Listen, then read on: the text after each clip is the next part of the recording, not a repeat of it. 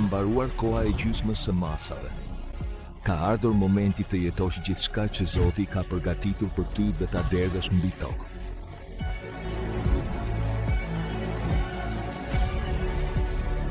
Stërvitu veten për të zgjuar këtë brez.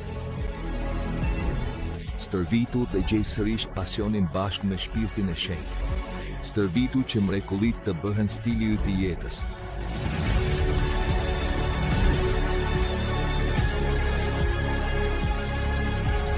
Stërvitu që mbi natyra të bëhet diçka natyrale në jetën tënde. Stërvitu që të jesh gati dhe të sjellësh qiellin në tokë.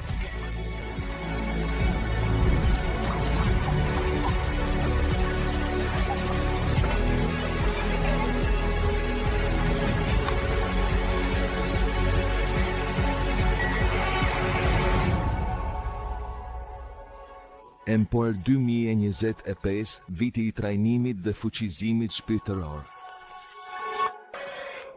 Në rregull, perfekt. Ne do të fillojmë një seri.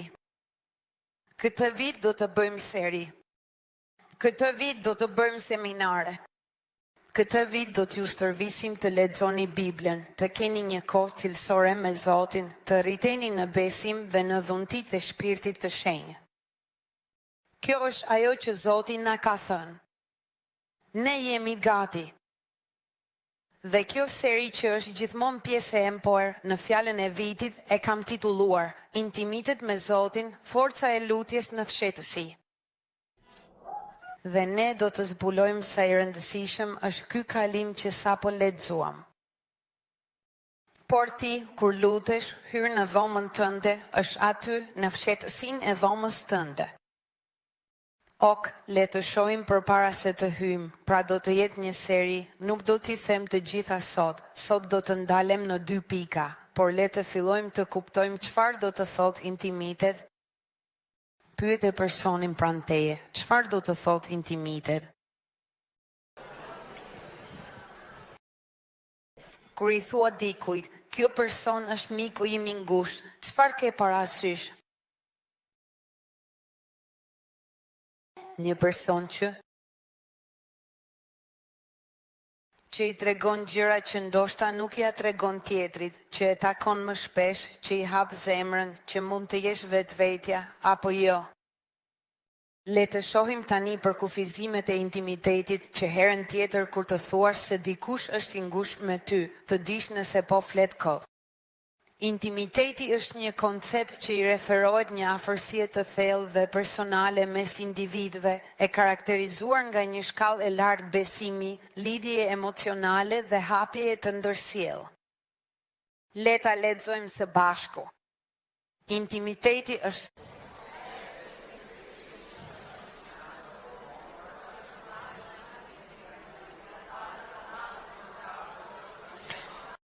lidhje emocionale, thoni si është, lidhje emocionale karakterizohet nga lidhja. Çfarë do të thotë të lidhesh? Që ka një lidhje, pra intimiteti ka të bëjë me një lidhje me dikë, është një lidhje emocionale, thoni si është emocionale dhe një hapje reciproke. Nuk ekziston intimitet ku vetëm mund të tregoj dhe tjetri dëgjon. Kjo quhet psikolog, është diçka tjetër. Zoti sigurisht që edhe na dëgjon, por ai merr pjesë dhe ai na tregon gjëra neve. Nuk ju quaj më shërbëtor, ju quaj miq sepse ju kam thënë çdo gjë. Pra, Jezusi po thot, unë nuk ju trajtoj si njerëz që punojnë për mua, unë ju trajtoj si miq sepse ju kam thënë gjithçka, çdo gjë, gjithçka që kam dëgjuar nga Ati e kam ndarë me ju. Një aspekt tjetër, le të shohim. Gjendje familjariteti, dashurie dhe lidhje të thellë emocionale mes 2 ose më shumë personave, ku ka një ndarje të hapur të mendimeve, ndjenjave, përvojave dhe dobësive. Pra, ne duhet të ndajmë gjithçka, mendime, ndjenje dhe duhet të jemi të pambrojtur. Thuajeni si është të pambrojtur. Atëherë le të shohim 3 aspektet e intimitetit. 4. 4 aspektet dhe emocionalitetit. Emocionale, thuajeni si është emocionale. Pra, është aftësia për të ndarë dhe kuptuar emocionet. Fizike, i referohet komponentit fizik ku përfshihen përqasimet, levatimet dhe çdo formë tjetër ngjenje të thellë. Intelektuale, aty ku ne ndajmë idetë, opinionet, mendimet tona në një hapësirë ku të gjithë ndjehen të lirë të shprehin veten. Dhe ajo më e rëndësishmja, për të cilin do të flasim më shumë sot, ajo shpirtërore. Thuajeni si është shpirtërore. Një lidhje që mund të te kaloj fiziken dhe emocionalen, duke përfshirë një lidhje më të thellë, thuajeni si është më të thellë, përsëri më të thellë, me Zotin, me qiellin dhe me mbi natyrore. Ta themi së bashku këtë, një lidhje që mund të te kaloj fiziken dhe emocionale, duke përfshirë një lidhje më të thellë se çfarë? Më të thellë se ajo intelektuale, ajo fizike dhe ajo emocionale. Intimiteti me Zotin i te kalon të gjitha llojet e tjera të intimitetit. Është në një thellë. Pse? Sepse Zoti deri ato që ti nuk e thua. Sepse Zoti të njeh, i njeh thellësitë tua, di çfarë ke brenda. Sa herë ke lutur duke menduar se e di e kush ishe dhe ke zbuluar që nuk ishte ashtu. Të ka ndodhur ndonjëherë? Për mua, po. Të shkoj përpara Zotit dhe të them, Zot, unë kur nuk do të bëja një gjë të tillë si ajo personi. Dhe Zoti më ka treguar plot skena ku kam bërë të njëjtën gjë. Dhe ku unë kisha një ide jo shumë të kthjellët për veten time. Dhe kur ti shkon në praninë e Zotit, ashtu si shikojmë veten në pasqyrë, ti fillon të njohësh kush je, sepse Zoti të njeh më shumë se sa e njeh veten. Kush e di? Kush ka njohur ndonjëherë njerëz që kanë një ide jo shumë të kthjellët për veten e tyre? Kush ka njohur ndonjëherë ditë që kur flet për veten, ti bën kështu?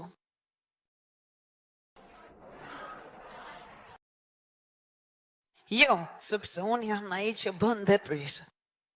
Unë jam një person i drejtë, korrekt, i mrekullueshëm dhe kur shikon jetën e atij personi, thua se dikush duhet t'i tregoj, unë do t'i them, ti ja thua. Jo.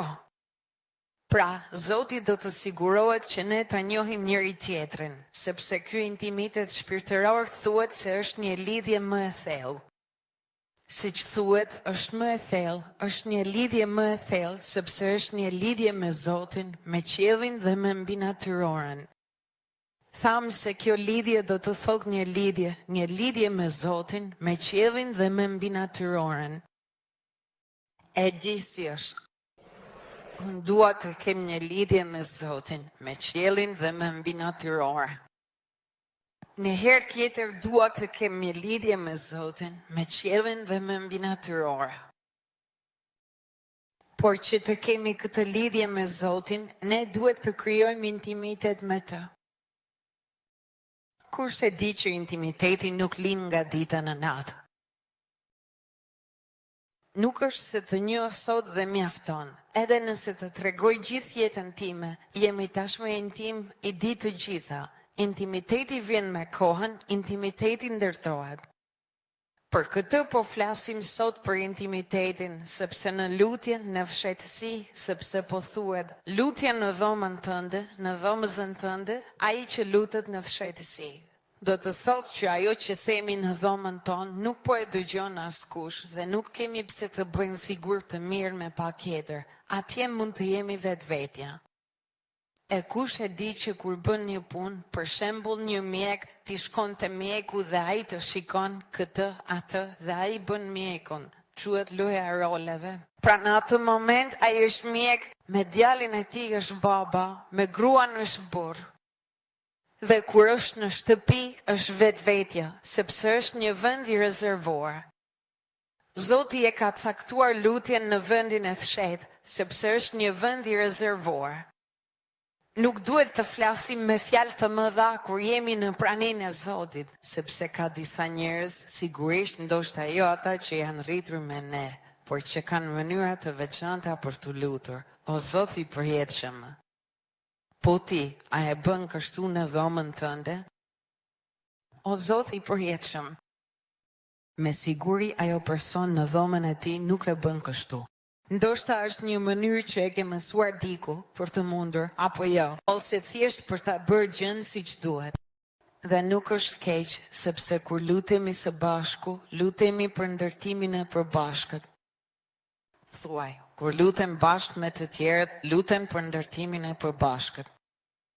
Dhe të thotë që ai që po më dëgjon nuk duhet të thotë, o Zot, kur do të ndalosh së foluri. Sepse ka njerëz që kur luten bashkë flasin për 300 orë, ajo që ne e quajmë lutja kilometrike, harrojnë që jemi 100 veta që lutemi dhe luten sikur janë vetëm. Kush ka parë ndonjëherë njerëz të tillë? Për më tepër, kur luten, përsërisim fjalë. Kemi vendosur edhe në shkollën biblike këto shembuj. Atë të dua, atë sepse të dua, atë sepse ti, atë sepse ti, atë sepse ti. Kur flet me babajn tënë, i thua kështu? Përshëndetje, baba, të dua, baba, dua 5 euro, baba. Kur do të shkojmë të hëm, baba, do të më qosh të McDonald's, baba. Çfarë mendon, zotëri? Nuk bën kështu, apo jo? Është i qartë që jo. Nuk bën as kështu. Faleminderit Zot që jam bujare, jo si disa të tjerë. Ja pra, lutja në bashkësi duhet të jetë një lutje ku unë flas me Zotin, por ai që më dëgjon ndërtohet. Do të thotë që nuk është aty për të thënë, tha 105 vjet amen, por personi ndërtohet. Çfarë elementi duhet të kem kur lutem bashkë me të tjerët? Besim, siguri. Zotërin, bota po digjet. Las Vegas, jo, Las Vegas ende nuk është djegur. Los Angeles, po. Por ti e Zot, ti do të nxjerrësh të mirën, kujdesu për njerëzit që janë atje, hapu sytë që të kuptojnë se ti e Zot, që të shikojnë diku tjetër, jo vetëm të gjërat si përfaqësore të jetës. Kur ti po lutesh, ti po ndërton, duke bërë që tjetri të ketë dëshirë të lutet dhe besimin rritet. Por kur je në dhomën tënde, mund të jesh vetvetja apo jo. Mund të shkosh atje dhe të thuash, Zot, dua t'i ras të gjithë, nuk duroj dot askën. Çfarë mak i ky gjë? Sepse ndoshta nuk mund ta bësh. Ndoshta psikologu përballë pacientit të tij i thotë, po, sigurisht është e rëndësishme kjo gjë që ka ndodhur kur ishe i vogël, por duhet të falësh. Pastaj ndoshta vetë personi është aty i zemëruar, por ky është roli i tij. Por kur është në familjen e tij, është vetvetja. Zoti ka shpikur një mënyrë për të komunikuar me të, ku nuk ka perte, ku nuk ka maska, ku ti mund të jesh saktësisht ai që je. Dhe nëse rastësisht thua gjëra që nuk janë të vërteta, vetë shpirti i shenjtë do të thotë, Roslyn, ti nuk je kjo gjë. Se flet në këtë mënyrë? Dhe ndoshta do të thotë, je i rënë. Njëherë Zoti më tha gjatë lutjes sime personale, kështu më tha, po flet si Satani. Sepse unë isha, pra, kjo ka ndodhur shumë vite më parë, falë Zotit mendoj se jam përmirësuar dhe fillova të thoja, pse do ta bëj këtë, pastaj bëj këtë, sepse unë. Dhe Zoti më tha, ka krenari në mënyrën si flet. Je shumë e përqendruar te vetja, ti nuk je qendra. Më kujtohet që ishte si, nuk ishte e lehtë ta dëgjoja këtë.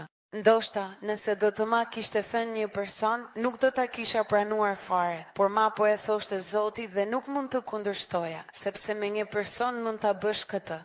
Por si mund të kundërshtosh kur Zoti të thotë diçka duke thënë se nuk është e vërtetë, kur ai të njeh më thellë se sa e njeh veten? Atëherë ai ka vendosur një vend ku ne jemi ne. Ditë me veten time, ku mund të jem vetvetja. Dhe ku ai dëshiron që unë të jem vetvetja. Amin. Atëherë le të shohim sa e mrekullueshme është rëndësia e intimitetit. Pra, një lidhje e thellë, thuaj me mua, kur ka intimitet me dik ose një lidhje të thellë, sigurisht që po flasim për Zotin, por në përgjithësi në çdo nivel intimiteti ke një lidhje të thellë. Do me thënë të ndihmon të ndërtosh marrëdhënie më domethënëse, më të kënaqshme, nuk është thjesht sipërfaqësore. E di kur ke një marrëdhënie sipërfaqësore, çfarë thuhet? Si je? Çfarë punë bën?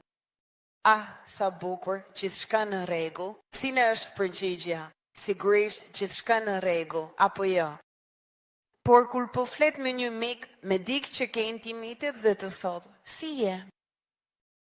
Nuk mund ta imagjinosh, kam pasur një ditë, është ndryshe, do të thotë që ajo person ka intimitet me ty. Të ndihmon të kesh një lidhje që ka kuptim. Intimiteti sjell edhe mirëqenie psikologjike. Thoni me mua, sjell mirëqenie psikologjike. Thuhet se kur njerëzit kanë marrëdhënie intime, ata priren të jenë më të lumtur. Thoni me mua, do të jem më i lumtur. Dhe kontribuon në shëndetin mendor. Intimiteti me Zotin do të kontribuojë në shëndetin tënd mendor. Sot shumë njerëz që vinë edhe nga bota e besimtarve dhe që janë në botën, për shembull të sipërmarrjes ose duan të ndihmojnë njerëzit të rriten, gjëja e parë që thonë është, medito për diçka në mëngjes. Kjo është diçka që Zoti e ka krijuar shumë kohë përpara gjithë kësaj. Medito fjalën time ditë e natë që të mos largohesh as djastas as majtas nga ky libër, por meditoja atë ditë e natë, Jozue, dhe ti do të përparosh kur ta meditosh. Amin. Pra, nuk ka asgjë të keqe me intimitetin, është një gjë e mrekullueshme, por pse nëse është kaq e mrekullueshme, e kemi kaq të vështirë të mbyllemi me Zotin? Është më e lehtë të shkosh te mjeku, te psikologu, të telefonosh mikun, mentorin, pastorin, filanin, se sa të jesh në praninë e tij para çdo gjëje tjetër. Më thuaj, pse? Sepse djalli e di që në dhomën tënde ka fuqi. Djalli e di që nëse ti merr kohë me Zotin, nëse ti mëson të dëgjosh sërin e Zotit, jeta jote do të ndryshojë me siguri, sepse ai do të të tregojë çfarë të bësh dhe çfarë të mos bësh. Sepse shpirti i shenjtë do të të udhëheqë në gjithçka që do të bësh dhe do të ndalosh së marrë vendime vetëm. Dhe sepse ai e di këtë, do të bëjë gjithçka që ti të mos arrish atje. Kush e di këtë? Dhe do të flasim pas pak se si ta fitosh këtë gjë. Atëherë, le të shohim elementet thelbësor për të pasur intimitet. Gjëja e parë dhe më thelbësore për të pasur intimitet është vulnerabiliteti. Si është vulnerabiliteti sipas jush? Çfarë do të thotë të jesh i pambrojtur? Shikoni, do të thotë të ekspozohesh emocionalisht dhe të përballesh me mundësim për të lënduar, qoftë fizikisht apo emocionalisht, të tregosh ndjenjat e tua, përfshirë emocionet e trishtimit, gëzimit, frikës, ankthit, pa pasur frikë se do të gjykohesh. Të jesh i pambrojtur do të thotë të tregosh veten ashtu siç jeni të vërtetë. Kur ti vjen në praninë e Zotit, nuk duhet të shkosh atje për t'i treguar Zotit se je e mirë dhe je e mrekullueshme, vetëm sepse je aty duke u lutur. Kur shkon atje, duhet t'i tregosh Zotin gjithçka. Po, a nuk i di Zoti tashmë të gjitha? Po, por duke folur me Zotin do të kuptosh gjëra që as vetë nuk i di. Zoti e ka vendosur lutjen shumë kohë përpara të gjithë psikologëve. Por kush ka studiuar pak psikologji e di që psikologjia freudiane, ajo ku ti ulesh në një divan dhe flet vetëm, të vendos aty dhe flet. Pse? Dhe harin të thotë, kur flet e kupton veten. Imagjino kur flet me diç që sheh edhe brenda teje dhe që nuk mund t'i gënjesh sepse ai të lexon mendimet para se të hapësh gojen. Thot Bibla, ai e di tashmë çfarë do të thuash. Dhe pra, aty është për të bërë një kontroll. Dhe kur je në praninë e Zotit, ai është i vetmi moment i përcaktuar nga Bibla që është yti. Nuk është momenti për të lutur për të tjerët, këtë mund ta dosh më vonë. Nuk është momenti për të lexuar Biblën, këtë do ta bësh ose para ose pas. Ai është momenti i përqendruar plotësisht tek vetja jote. Po është një lutje egoiste. Po, ashtu duket. Por, a thot Bibla se duhet ta duash të afërmin tënd ashtu siç e do? Dhe pra, ai është momenti kur Shpirti i Shenjtë do të mësojë të duash veten tënde. Ai është momenti kur Shpirti i Shenjtë do të mësojë kush je. Ai është momenti dhe këtu është pjesa më e mirë e lutjes, ku ne do të jemi të dashur vërtet ashtu siç jemi. Unë të dua, por duhet të ndryshosh në këtë gjë. Unë të dua, por. Zoti do të na jap një udhëzim se si të ndryshojmë, por ai na do para se ti të ndryshosh. I njeh ato njerëz që thonë, unë të dua, por duhet të bësh këtë. Ai thotë, unë të dua dhe dashuria ime do të jetë aq e fortë sa ti do të duash të ndryshosh. Amin.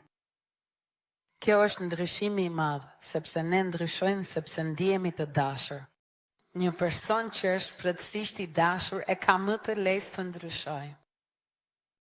Kjo vlen për kafshët, për të rriturit, për të gjithë të tjerët. Sepse nëse merr një qen që është rrahur gjithmonë dhe ky qen sapo të sheh, të shikon ashtu ose fillon të dojë të sulmojë sepse është i lënduar, dikush nuk mund të thotë, atëherë duhet të jesh edhe më i keq sepse ai është i keq. Po çfarë duhet bërë vallë? Duhet t'i japësh dashuri derisa qeni të qetësohet dhe të kuptojë që ti nuk do ta rrash. Dhe kur ai qetësohet, atëherë ai të përgjigjet me dashuri. E njëjta gjë ndodh kur fillon të kujdesesh për dikë që është një person i lënduar. Një person i lënduar lëndon të tjerët. Pra, një person i lënduar do të jetë një person që thëmbon. I thua diçka, ai të përgjigjet, atëherë pse? Është një person i vështirë për të trajtuar, i vështirë edhe për të shoqëruar. Kush një njerëz që përmendin vetëm Jezusin në çdo rast? Aty ku personi kritikon gjithmonë është bezdisës, nëse ky person është një person i lënduar, nëse mënyra për ta ndihmuar është ti thuash do të jetë e vështirë. Prandaj, sa më shumë dashuri të japësh, aq më shumë personi do të ndihet i dashur dhe i pranuar edhe nëse sillet keq dhe atëherë do të fillojë të ndryshojë. Jap se Zoti na ka dashur i pari. Ai nuk priti që ti të ndryshoje, nuk erdhi duke thënë ndrysho gjithçka dhe pastaj unë të dua. Ai tha, unë të dua. Zot, por unë jam i tmeshëm. Të dua gjithsesi, por unë jam një bandit. Të dua gjithsesi, por unë jam një përbindësh. Të dua edhe si përbindësh. Dhe dashuria e Zotit do të transformojë mënyrën tonë të qenit dhe ne do të ndryshojmë sepse jemi shumë të dashur, jo sepse jemi shumë të kritikuar. Amin. Kjo është ndryshimi i madh që Jezusi erdhi këtu në tokë për të sjellë. Gruaja që ishte e pabesë dhe të gjithë thoshin, ti je e pabesë, një grua e pabesë. Jo vetëm që ishte ashtu, por të gjithë e morën vesh.